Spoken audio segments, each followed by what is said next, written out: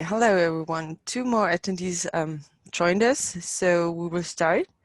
My name is Melanie Troppe from the Research Mobility Institute FTM from Graz, and I will be the host for today's webinar about the topic building up furniture in public space with involvement of children.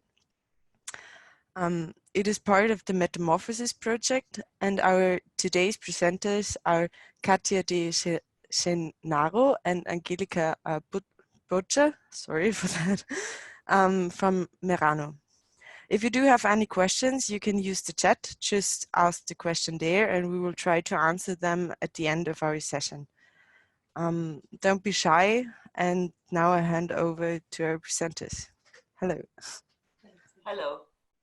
Hello everybody, my name is Katia de Gennaro, and together with my colleague Angelika Butcher sitting next to me, I work for METAMORPHOSIS, a European Union-funded project started in 2017 that will end this year in May. In short, METAMORPHOSIS is on transforming neighborhoods with a focus on children. The project aims to modify and readapt neighborhoods through a child-friendly approach to city and sustainable mobility and planning. METAMORPHOSIS transforms car-oriented neighborhoods into child-friendly neighborhoods, achieving behavioral change and increasing the quality of life. That's at least what we think. METAMORPHOSIS starts from the premise that if a neighborhood has many children in its public spaces, this is a major indicator that it is well designed as a sustainable neighborhood. The word sustainability itself is already inseparably combined with children, as it implicates designed for future next generation. Another focus is on social cohesion. We think that neighborhood transformations can help strengthen communities. 7 European cities are participating in the METAMORPHOSIS project. These cities are scientifically supported by university and research centers. And one of these cities is Murano, from where we are speaking to you today. Located in the bilingual northern Italian province of South Tyrol, Südtirol in German and Alto Adige in Italian, Murano is known as a garden city in the heart of the Alps. It has a centuries-old tradition as a health resort, and this is thanks to its favorable position and climate. Although still very popular among tourists, thanks to its Mediterranean vegetation, etc., Murano is facing several challenges with respect to environmental and traffic issues. Some of them, like air pollution and noise exposure, are mainly related to the effects of urban traffic and public space management. Especially with respect to public space design, there are mental barriers that discourage adults and kids from occupying this public space and from claiming the right to do so.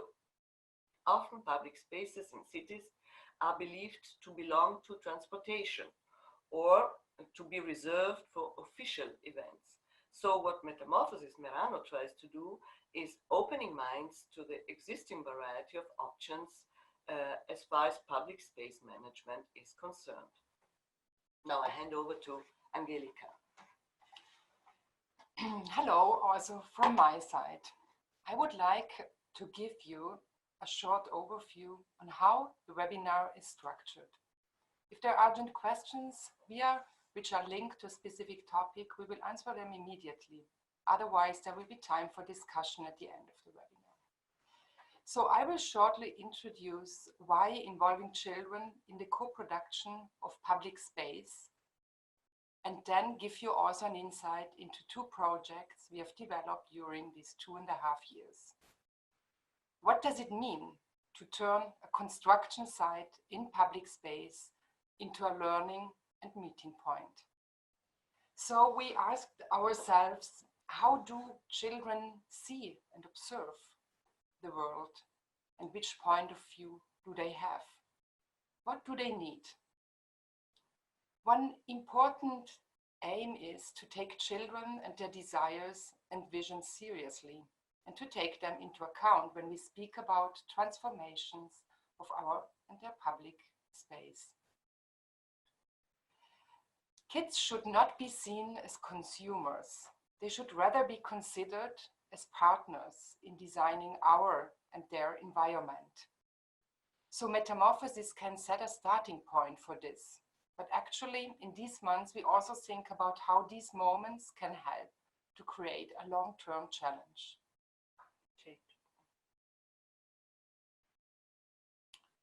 Co-designing public space with children helps us to analyze these spaces and to reclaim them for ourselves.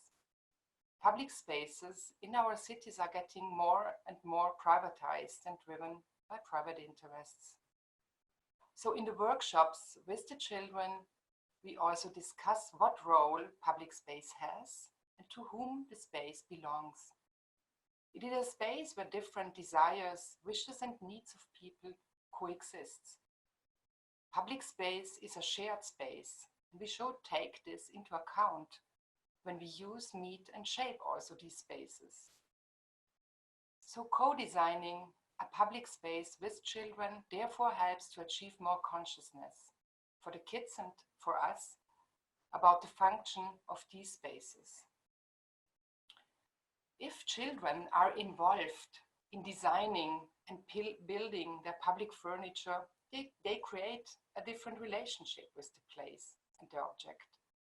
So therefore, the responsibility for this common space increases and their behavior in this space does change. For our projects in Murano, we defined the following strategy and method. First of all, we define the needs in relation to the neighborhood, together with residents and our local partners. And we think around the questions, what potentials does the neighborhood have? Sorry for my short interruption, but I think you need to share the slides. And if you could turn on the chat. Yeah. Okay, because you cannot see the slides. No, very sorry. That's not good. Oh, that's super. How can we do that? Let's show. Maybe. I think this screen is. Just go to share screen. Yeah. No, the other one. The other one. Okay. Sorry. Oh, so you couldn't see any of our images. Beautiful slides. What a shame. Neue Freigabe.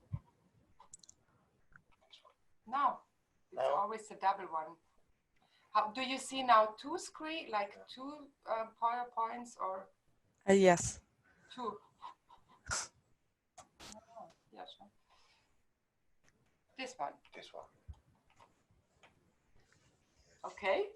Yeah? Is it okay now? Yeah, thank you. And also the chat we should activate. Yes.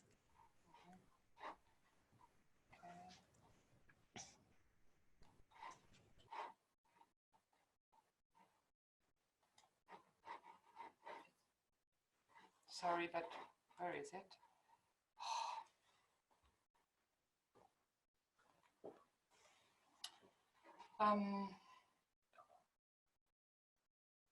No, mail, chat, but I don't know.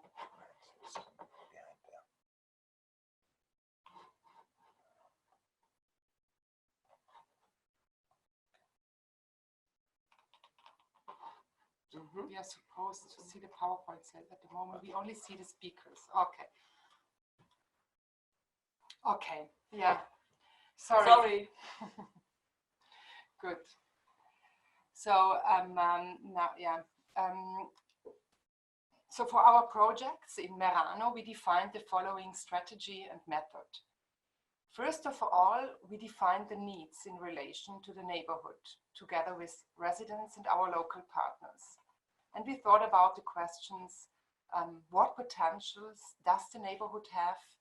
What is already there? What is missing? And where do the children play and meet? Who are relevant actors in the neighborhood? The analysis and exploration of the neighborhood helps us to define its potentials and issues, to collect information and create a network for the further steps. So opinion, views, expertise and ideas and visions are exchanged in a larger group with adults as well as with kids. The instrument and the way of analysis and explorations are adapted to the particular context and include workshops as well as site visits in the neighborhood.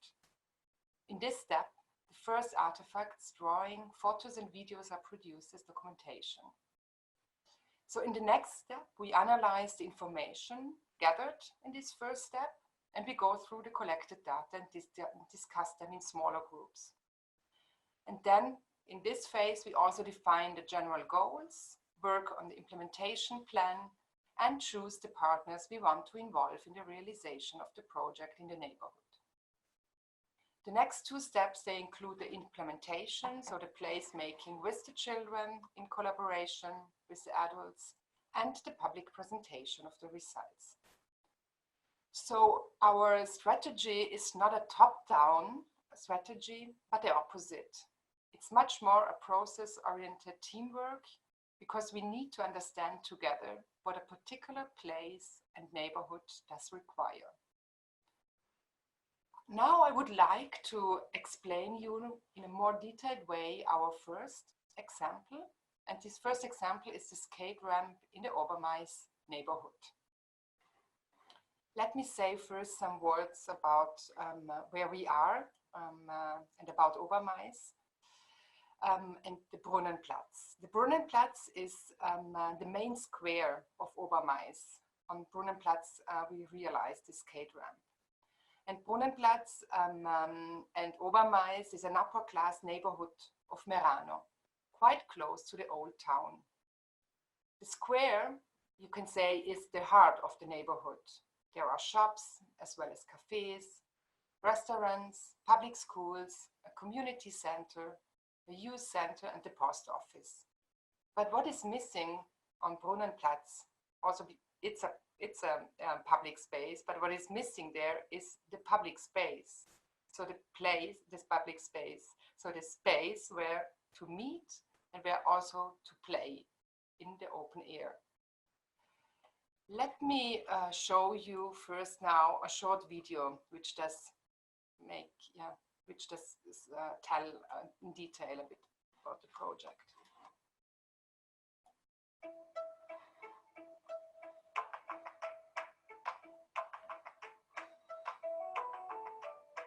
Noi siamo in piazza Fontana al centro del quartiere di Mai Alta, piazza del quartiere che soffre del fatto che i cittadini spesso lasciano lì la loro macchina.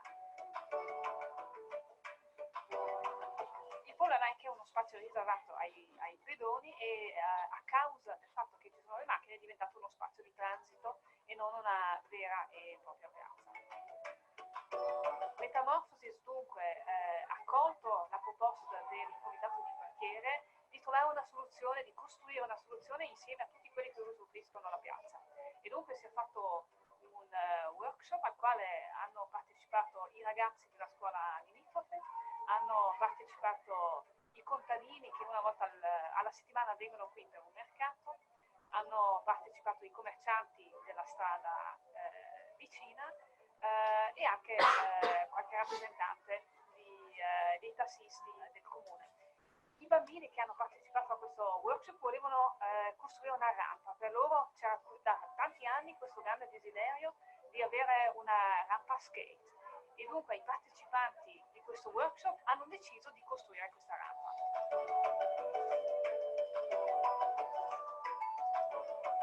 Dank dem EU-Projekt Metamorphosis, dank der Gemeinde Meran, die das alles ermöglicht hat, dank den Jugendlichen und dank ganz vielen anderen, die uns unterstützt haben und geholfen haben, die Rampe aufzubauen.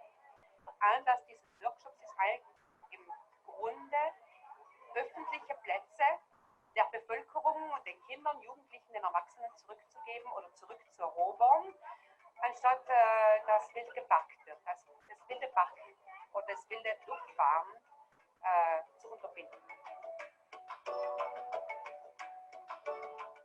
finden die Rampe super und wir finden es toll, dass von allen Altersklassen, Kinder und Jugendliche an der Rampe viel Spaß haben. Und es ist einfach unter den Jugendlichen herrscht einfach eine Verbindung und das zeigen die großen, den kleinen Tricks und ist einfach super. Es ist immer also wir kommen alle miteinander gut aus, ob jetzt klein und groß.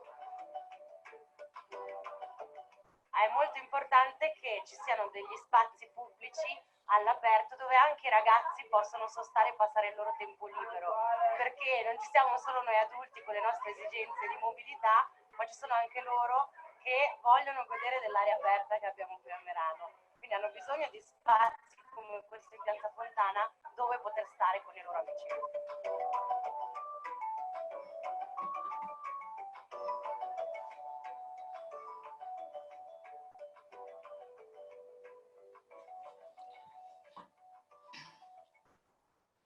So together with the children and teenagers and in close collaboration with the youth center, we built this skate ramp on the public square.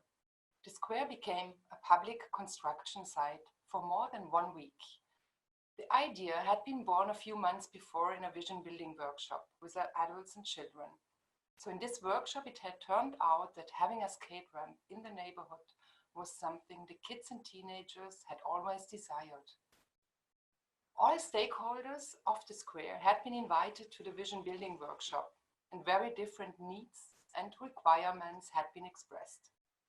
So the farmers met the taxi drivers, the business owners, the youth workers, the neighborhood council, the teenagers, and so on. The workshop had made clear the conflicts between the different positions. Participants became aware that became aware of this, and ended up downsizing or adapting their expectations and desires. And this was the first step of reimagining this particular shared public space. Everyone had different ideas regarding a new and temporary function of the public square, but in the end, all of them supported the idea of the skate ramp, with only really one tough opponent. And he was the bar owner on the square, because he argued that the skaters are so loud that no one wants to drink anymore a coffee on his tables placed on the square. So usually the cars of parking offenders occupy the square. With our installations on the square, we try to understand if, despite the ramp, which immediately had become an important playing and meeting point, cars would still park widely around it. Yes, they did, unfortunately. But at the same time, the neighborhood, and especially the children and teenagers, became aware that Brunnenplatz offered a lot of different opportunities. So Brunnenplatz can be a place to meet. It is an important social space, and the place and the Brunnenplatz can also become an open-air playground. And that is and was a very important step and aim for us. A few weeks later, the neighborhood council placed a letter to the municipality with the request to change the design of this public square. For the construction of the skate ramp, we needed as many helping hands as possible. We also involved, sorry, we can go back. I have just a short video of the opening ceremony, but we will show it later. For the construction side of the scape, we needed as many helping hands as possible. And we involved also 2 young carpenters of a refugee center in Murano. And one of them contributed with an African dance during the official opening ceremony.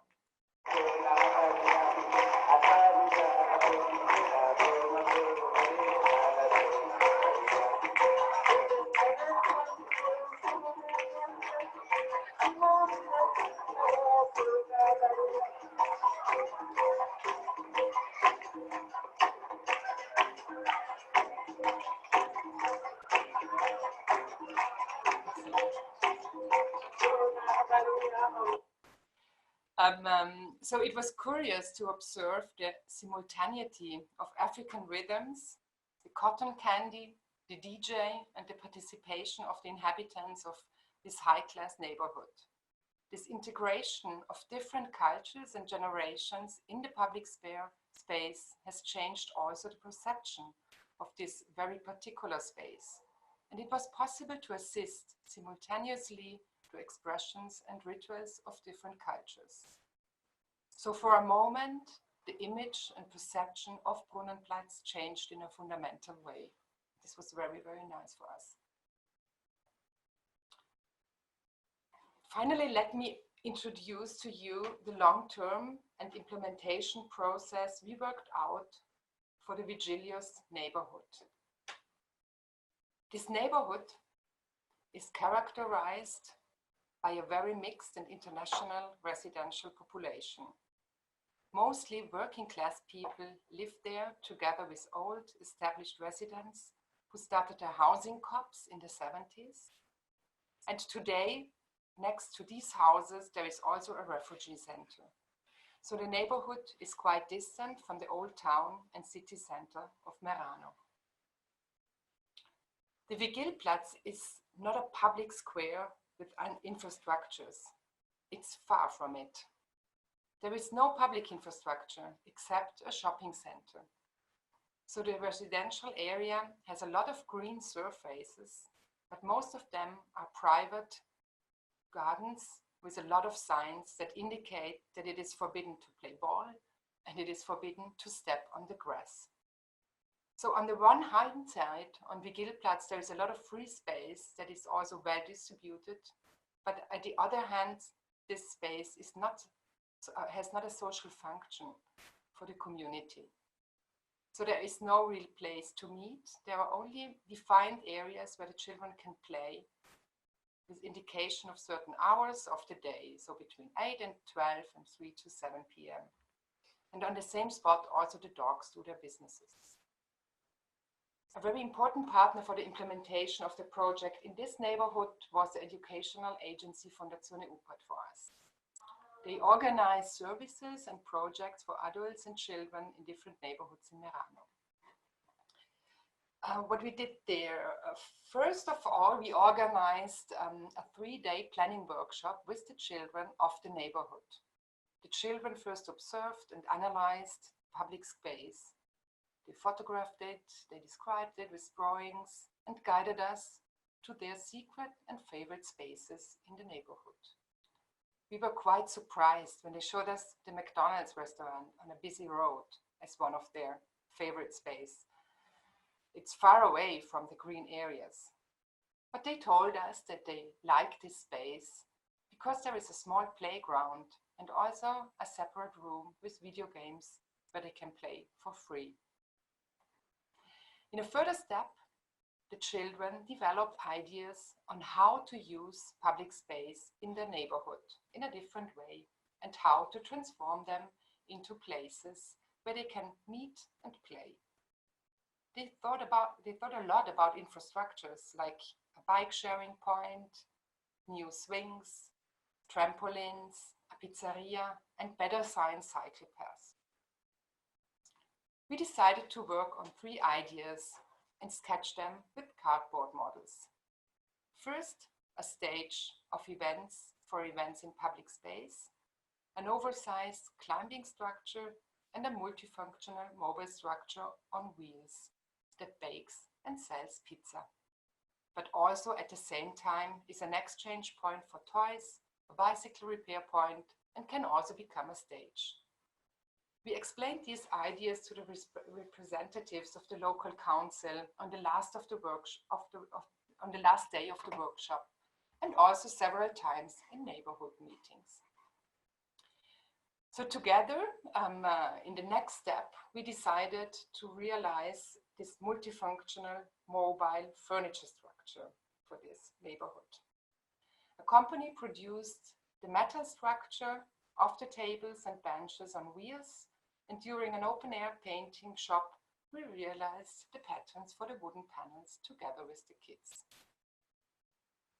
And during 2019, we used this mobile urban furniture structure for 3 different events. A toy exchange market, the co-creation of a Vigilius wrap during a 1-week workshop. So this mobile furniture structure served as public space to sing and to exhibit. So, and then a knödel cooking session in open space. Knödel is a traditional dish of this region.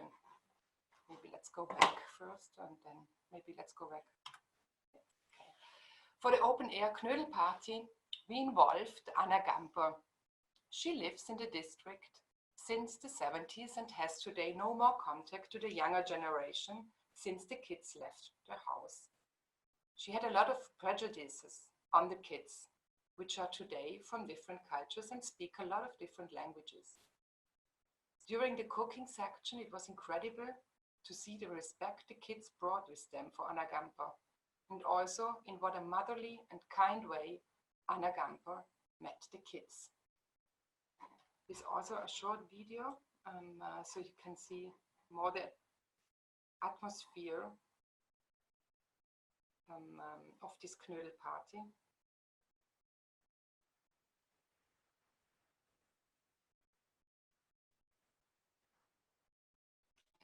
How the public space changed during this day.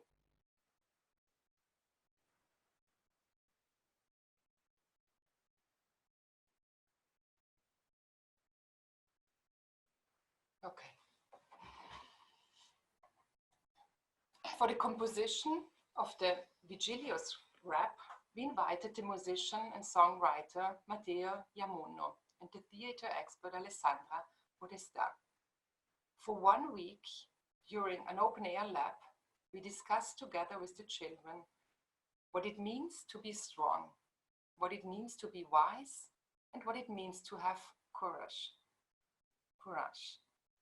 The public space of Vigilplatz was transformed through wood panels and tables into these categories, and the children built their instruments to fight against their fears and to be strong and wise.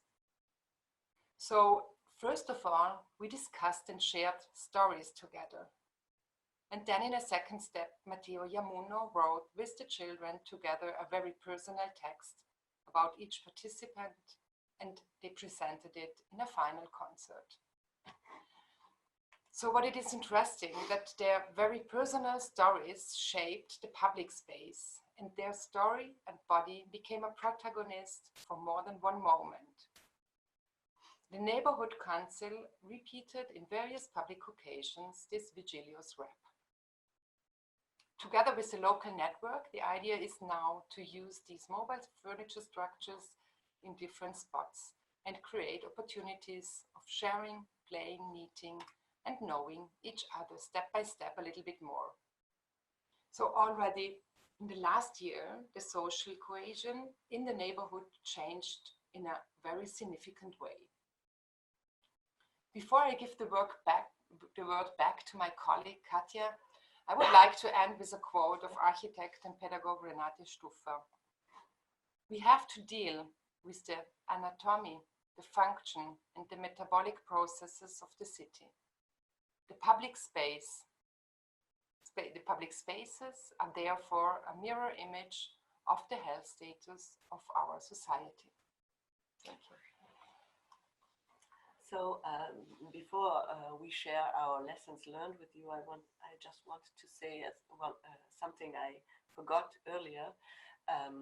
Members in the Murano Metamorphosis team has 2 more members. This is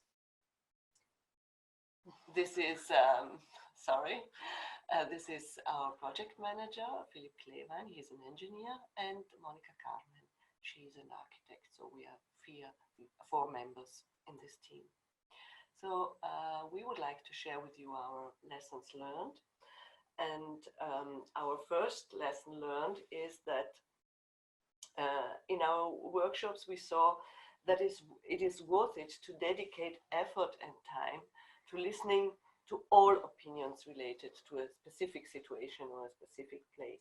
Obviously, this requires, first of all, identifying all interests involved in this place, But getting in touch with the stakeholders and convincing them to contribute to the discussion may be very demanding, but it is absolutely necessary. Our second lesson learned is that any intervention that involves public authorities and services is very time consuming. So this has to be taken into account in the planning phase. At the same time, when you plan interventions in public space, having a hotline to political decision makers can be very helpful. Another lesson learned that was very important for me personally is that what seems unfeasible can be realized.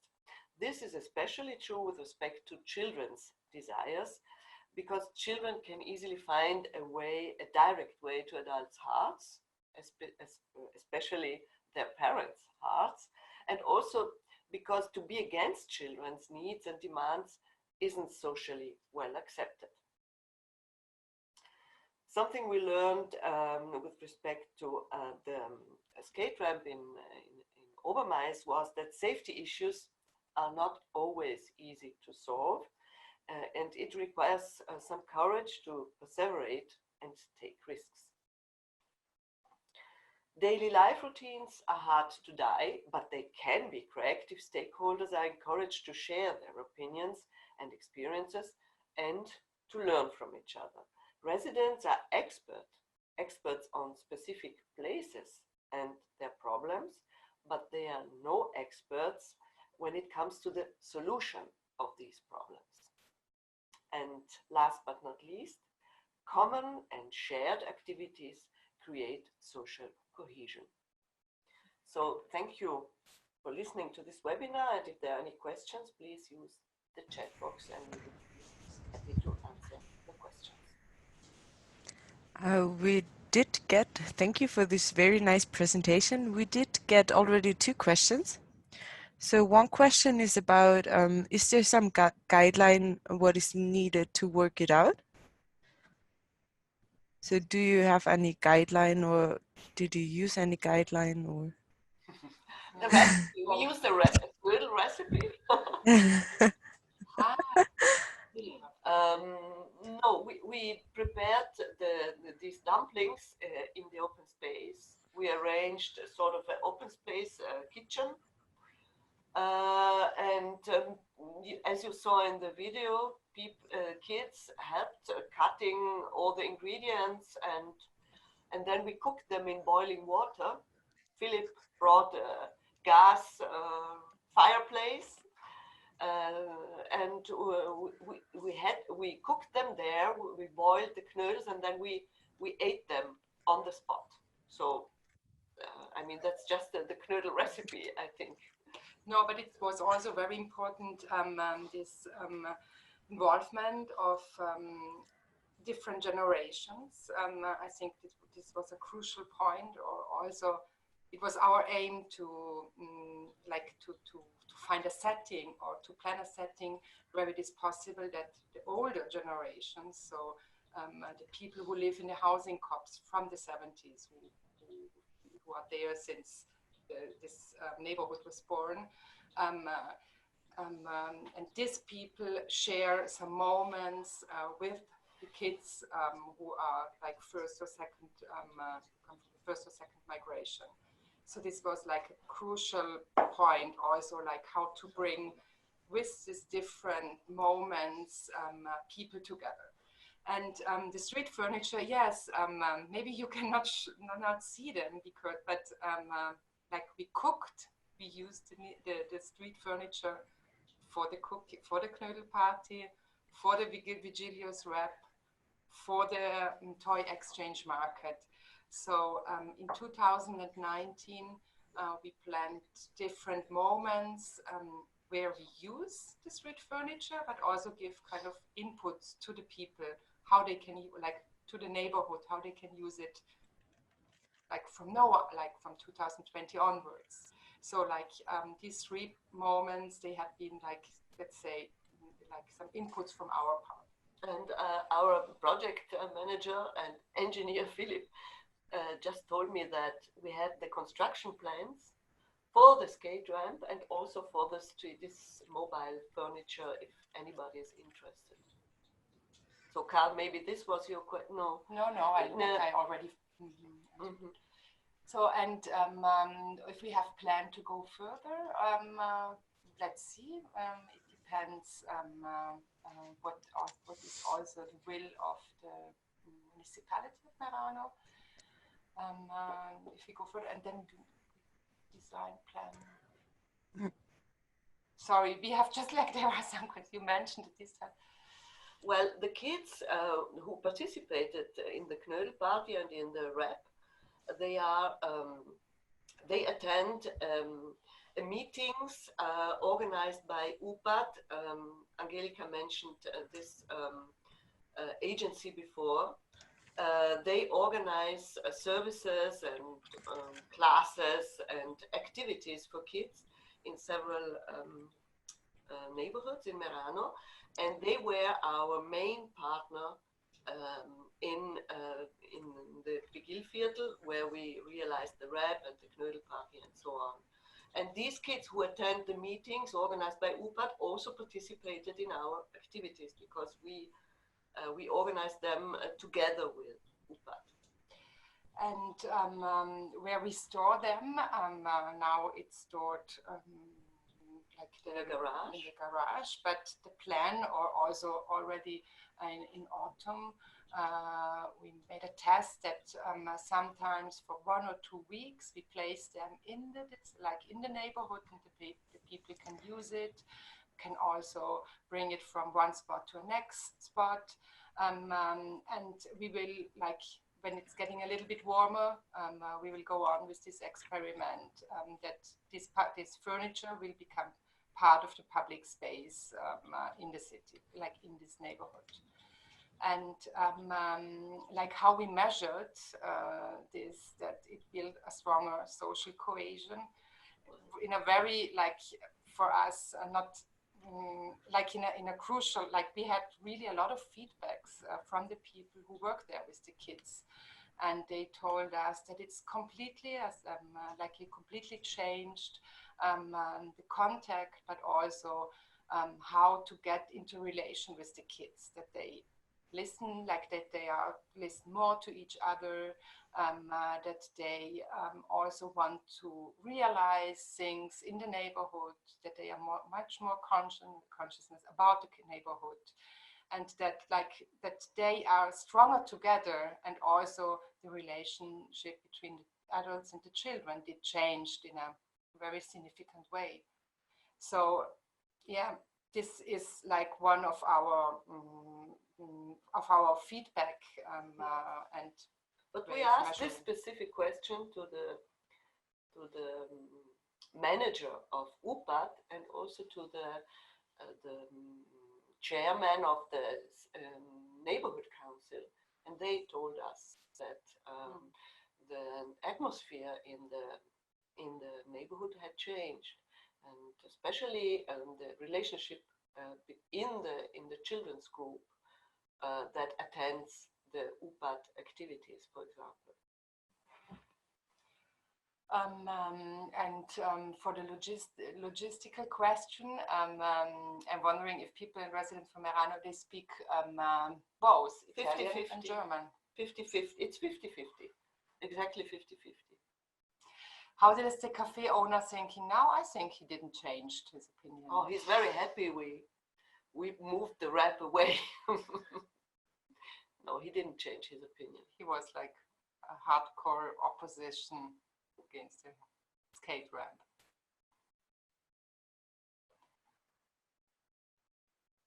Okay, I think we missed one question.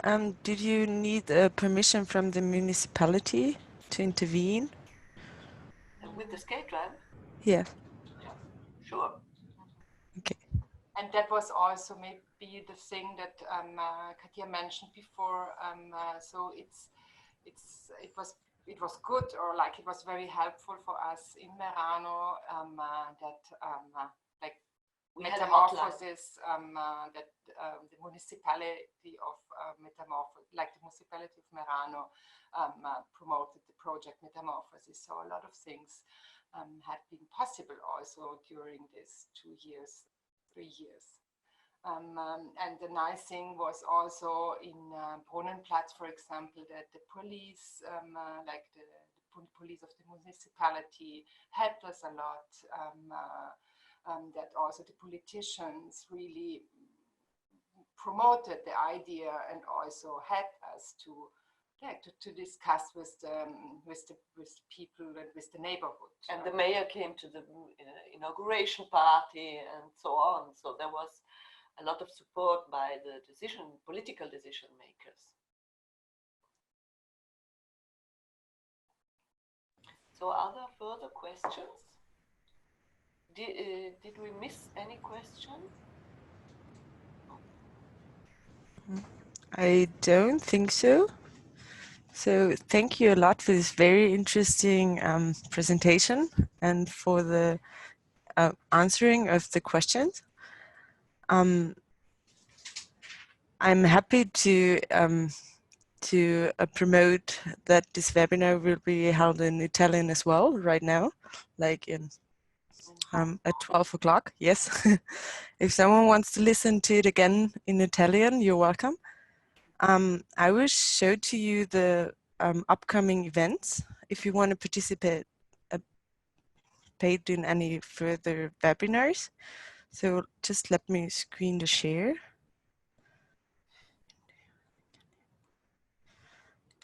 Okay.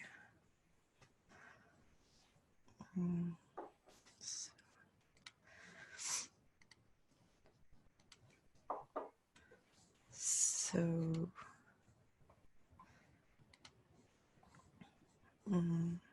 So in the meanwhile, also from our part, thank you for listening, and you are welcome to visit Murano, and we can show you some neighborhoods and also projects we did there.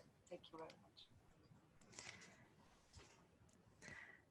much. Here you probably know the homepage at the Metamorphosis site, yeah, and here you can go to the webinars, and we have our next webinar already next week. It's on the 16th of January. It's about, oh, sorry, that's the one from today. It's about space transformers. It's on the 22nd of January at 2 p.m. In English, and you're welcome to join. And here you can check for further webinars. So there are already quite a lot on the homepage.